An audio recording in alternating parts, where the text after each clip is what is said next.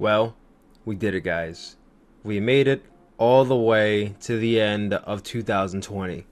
It was a long, stressful road that we went through with COVID, and we lost a lot of soldiers along the way, whether due COVID or from other means, but we finally made it through the year. We're about to be going into a new chapter of 2021, and hopefully that entails something a lot more brighter than a lot of the doom and gloom we got this year. Now, I don't want to end this on a bad note, so I figured with the culmination of our top 50 matches of 2020, we've been doing this for the last 4 episodes, we are now here at the top 10 matches. These were the best of the best for the year 2020, and in my opinion, these are the greatest matches. These are the must-watch matches from this year. There wasn't a lot of great that came out of 2020, but these 10 matches right here, they are worth your time, and they may even have an impact on you in some way. So without further ado, to close out this shitty year, let's get into it. The top 10 matches of 2020.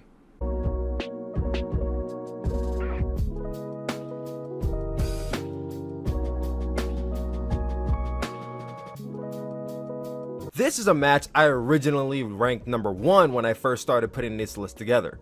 And though it suffered from the usual 15 to 20 minute Okada plunder in the Tokyo Dome, knocking it back 9 positions, the rest of the match after the 30-minute mark was truly a gripping performance. The flow was that of, and I know I've said this 100 times by now, that of a New Japan epic that many people would want to see and hope to see in a Wrestle Kingdom main event and more. Kota Ibushi and Kazuchika Okada have different in-ring setups. Okada is more akin to the strong style / King's Road hybrid mix into his own formula that captivates any crowd he steps in front of, if it's not 2020, while Ibushi can switch between wrestling a rigorous, hard-hitting, high-flying style that sometimes borders between dangerous and sometimes even self-hazardous, and also between a rigorous, hard-hitting, high-flying style that ends with him landing on his neck and surviving somehow. Needless to say, they mesh well together when in the ring with one another. As someone who was Rhodes back on the floor in the Tokyo Dome to watch this match, I can say without a shadow of a doubt, I indeed thought it was the best match I ever seen live in my life. And while after watching it back 3 to 4 times, I don't necessarily think it's the greatest match I've ever seen or the greatest match of the year, it's still warranted of having its high rating and high regard.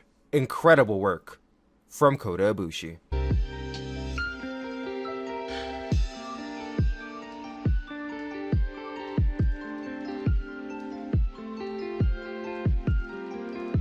I'm usually down for a match that breaks the mold of just about anything I thought I knew about professional wrestling. And this match took everything you know and were told about this industry, this sport, this art form, and threw that shit right out the window. A 5-on-5 that literally takes place on a football field with the ring in the center of the 50-yard line, anything goes, anywhere it can go, is used to its absolute furthest extent. You either really loved this match or really hated this match. And as you can tell, I fall into the spectrum of those who fucking loved this match. It was crazy, it was chaotic, disorderly, it was unshaped, but you want to know what else this was? Fun. And that's what people need to accept before trying to throw gratuitous criticism at this match. This is meant to be fun and not taken seriously. It's a match that predicates itself on being a car crash and runs with it. We saw everyone's best character in this match, from Hangman on a horse to Conehead Jericho, 100-yard long-lasting Northern Lights suplexes from Matt Jackson, Kenny Omega beating Jake Hager in a bar brawl and celebrating with a shot of milk, Matt Hardy alternating through personalities by getting his head dunked in water and damn near drowned.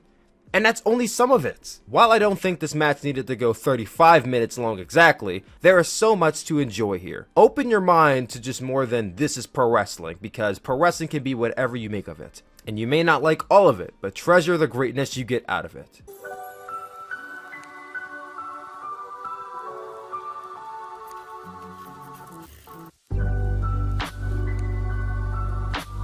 Bloody, barbaric brutality.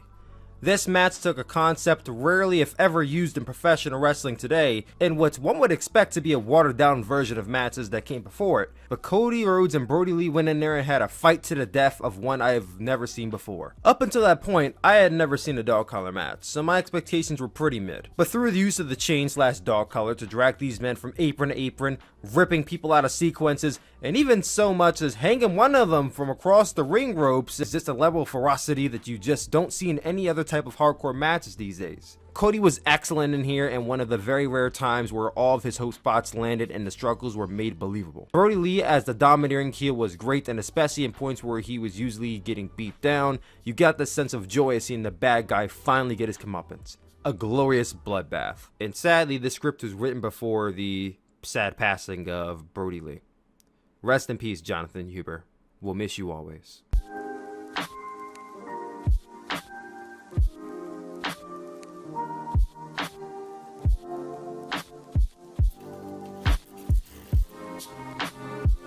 Here's a match that changed on one day's notice after Mayu's original opponent, Suri, came down with an injury that deemed her unable to compete.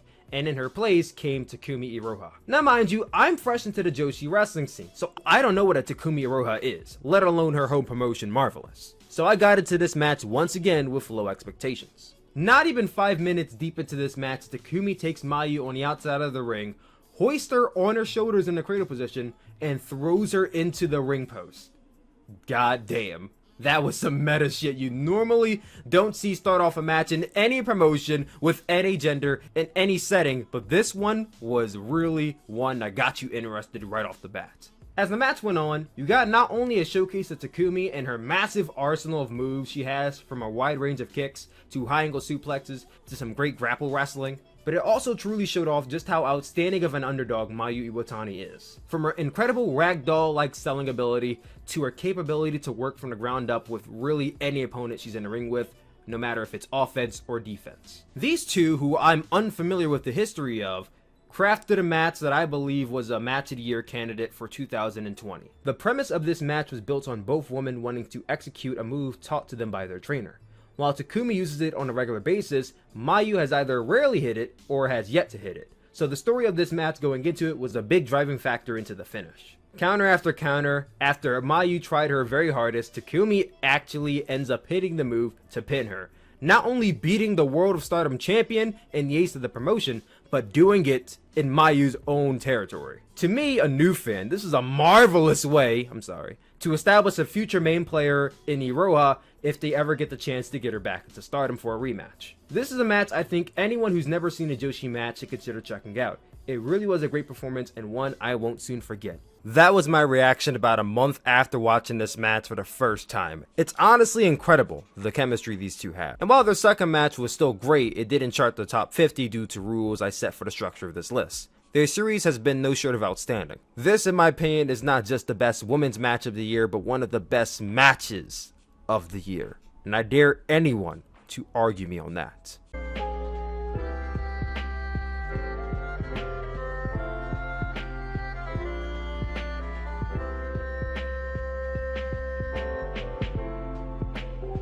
A terrific 30-minute Iron Man clash that not only happened on AEW Dynamite, but opened AEW Dynamite. This is one of those matches I can rewatch, and every single time I love it more than I loved it the last time. Easily the top 2 televised matches of the year, and here's a clip from my top 10 AEW Dynamite matches from 2019 to 2020, and why I ranked it number 1 in the best Dynamite match since their inception. From bell to bell, this was an exhilarating match.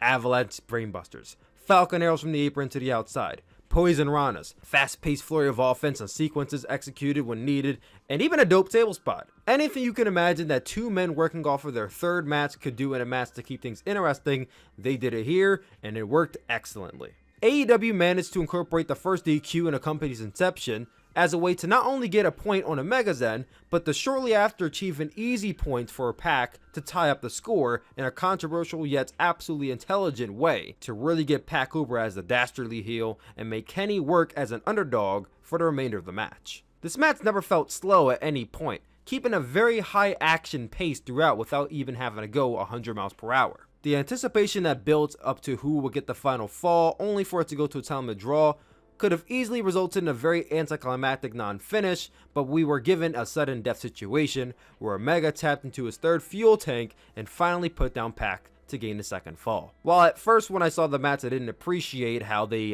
built up to the finale of this entire thing, I do have a newfound look on how it played out, and I just love it even more. People often talk about wanting to see the Kenny Omega of old. We want the 5-star classic New Japan cleaner Kenny Omega, they say. Well, this match was the closest thing we've gotten to that. And absolutely no slouch to PAC, who did a tremendous part in here as the domineering villain. An outstanding match that is very much worthy of me giving it a 10 out of 10, which, if you Dave Meltzer fans out there want to give it 5 stars, I would agree with you. This is a 5-star match, and easily a match that is contention for Match of the Year.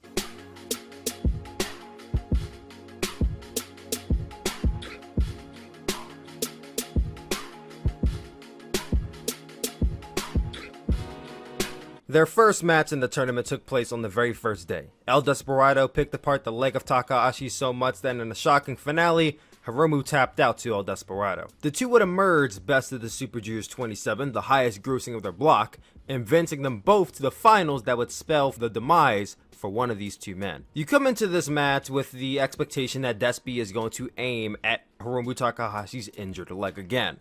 Who wouldn't? But this time, it's with more purpose. There is more of a fixation behind it. See, because Hiromu has been the victim of limb targeting not just by Despi, but throughout most of the tournament. And at some point, you're just wondering when it's going to give way. I mean, hell, we had some space in here where Hiromu clearly botched the move, but turned it into a way where Despi can exploit the leg injury. When Hiromu needed to show more pain and struggle, he was a pro at it. This due in part to the duo knowing each other so well from previous encounters leading up until this point. Easily one of the best spots of this match was Despi locking Hiromu in a Brock lock and Hiromu somehow countering this into a Canadian destroyer. I felt like I should have hated that, but I loved it. The deeper you get, the more immersive all the punches became and packed with. And of course, the golden sequence where Hiromu rips off half of Desperado's mask as the ultimate way of disrespect. And rather than showing shame or weakness, El Desperado obliges in Hiromu's act and rips off the rest of the mask, revealing his face for the very first time as he smiles at Hiromu Takahashi, almost conveying, "Is that all you got?" And everything that precedes afterward is just a masterpiece. This is one of the greatest matches to close out 2020 happening at the tail end of the year, and will live on in the memory of many as the breakout performance for El Desperado, and one of many exquisite matches for Hiromu Takahashi. Unquestionably remarkable.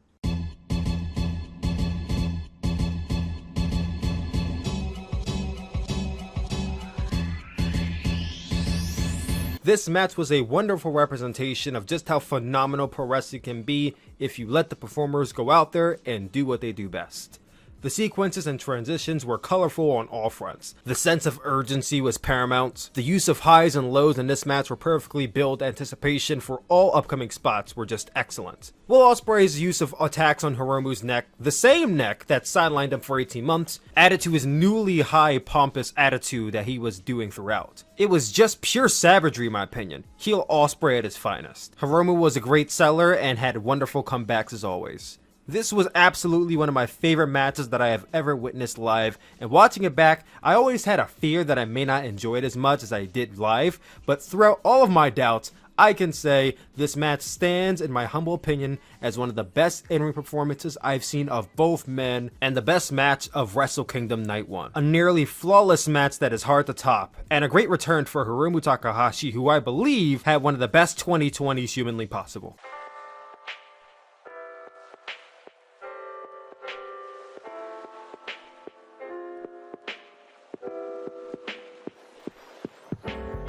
Savage, ferocious, gritty, nasty. This is literally one man getting the shit beat out of him for 90% of the match, while the other 10% is him desperately trying to seek openings to come back and potentially win. Volta versus Ilja distanced some of the stiffest strikes you'll ever hear, and the empty arena makes for a commanding setting, where everything is more intimate. You hear, you see, and you feel every chop, every kick, every punch, every blow, every mat slam. There is no avoiding it unless you turn away, and at times I almost did, because that's how brutal it got. There were no chair shots, no table spots, no kendo stick bops. The only weapons used in here were hands and feet. If Volta wasn't chopping the hell out of Ilja, he was stomping him, smacking him around, throwing him, stretching him out. Everything was grueling, and Ilja sells it almost perfectly, convincingly, while his chest goes white to pink to red to nearly purple. It is almost borderline a sense of torture you get from watching this. You start feeling dirty just for even observing this, and you start begging for Ilja to come out of this alive. And when Ilja gets his moves in finally, it's either shut down or lasts long enough to keep you hanging on to every inch of the mat that he covers. It was one of the most gnarly matches I've ever seen, and I loved every second of it. If someone were to put this match as their number one, I would wholeheartedly agree with them because it was excellent and worthy of the highest praise possible. I actually just showed this match to two non-wrestling fans the other day, and they were gritting their teeth as well. The true power that this match has is insurmountable. Pure ace content.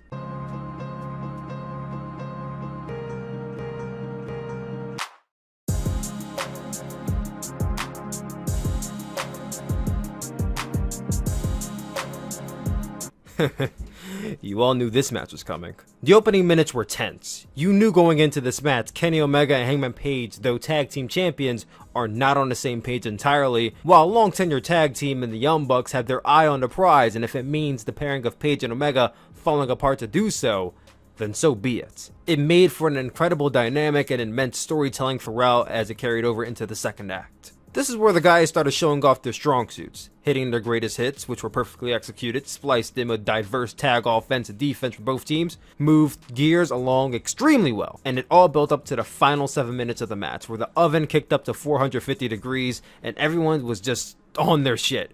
Knees were flying, the Bucks were flying, lariats were flying. It was anarchy. You pepper in some memorable spots, like the Bucks hitting the BTE trigger on Kenny Omega, a nod back to their match with the Golden Lovers 2 years prior, with Kenny Omega kicking out at 1, as if the finisher woke him up, channeling his second wind.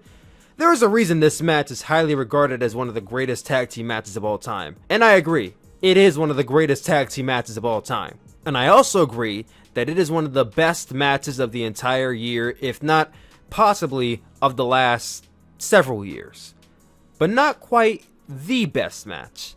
That's reserved for number one.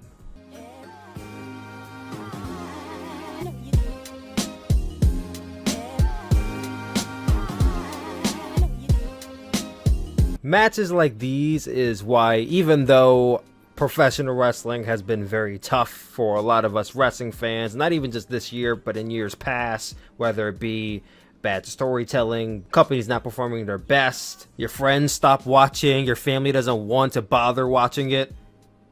Matches like these are why I stick around. This is a match I started off resenting for not being Kota Ibushi versus Tetsuya Naito, but came out of it satisfied and becoming a Tetsuya Naito fan. Despite all of this, I was still convinced that the previous two matches on night one were superior. That was my narrow-headed mindset for 11 months this year, until I finally sat down and watched this bout back in order to compile this top 50 list. And I must say, I gained a further respect and deep love for this match after watching it back 2 more times. And just wow. Emotional, immaculate, it's everything. Everything about this match, from the setting, the storytelling, the build, the anticipation, the finale, it was near perfection. It's all you could ever ask for in an all-time great. You have the underdog in Naito going up against the conquering figurehead in Kazuchika Okada. While New Japan would never portray him as such, a heel, it was very apparent who the crowd wanted to win that night. After years of Naito dodging his destiny, his destino, this was a story of do or die. Each man in this match played their role with sheer excellence, interweaving spots and callbacks to previous matches. You even had one point in this match where Naito had his knee targeted for some time. Okada spent 1 minute just slamming Naito's knee against the mat as the entire arena booed him. Then he picks Naito up for 2 consecutive Rainmakers, and you think it's over. Naito's out. As he prepares him for a third one, Naito ducks under the arm and hits him with a Destino out of nowhere. But Naito's knee jams, and he can't go for the immediate cover. And by the time he does go for the pin, Okada kicks out at 2.99. And I will never forget this until the day I die, what came after. Naito gets up to his feet and puts Okada in position near the top rope. Naito mounts the top, turned his back to Okada, and executes the move that cost them this match in Wrestle Kingdoms prior, the Stardust Press. Oh, no! No! No! No! No! Don't do it! Don't do it! Don't do it! Don't do it! No! No! One, two! God damn it! God damn! This is why I still watch. The ending came soon after. You had grown men standing on the top of their feet, screaming at the top of their lungs in victory, women crying in a crowd, and even vice versa. Any match that can evoke that kind of emotion out of anybody who watches it is truly powerful in many ways than one. This will stand the test of time as one of the best stories, one of the best feuds, one of the greatest matches in all of professional wrestling. And I am beyond honored to say that I was there to witness it live last year. It's the greatest match of the year, and one of the greatest matches you'll ever see. And that, ladies and gentlemen, is my top 10 matches of 2020. What do you guys think? Comment down below. Let me know, what is your number one favorite match of the year? Big shout out to my Patreon backers, Mason Goldberg, NJPW Fan 10, and Liam Version 1. You guys are awesome.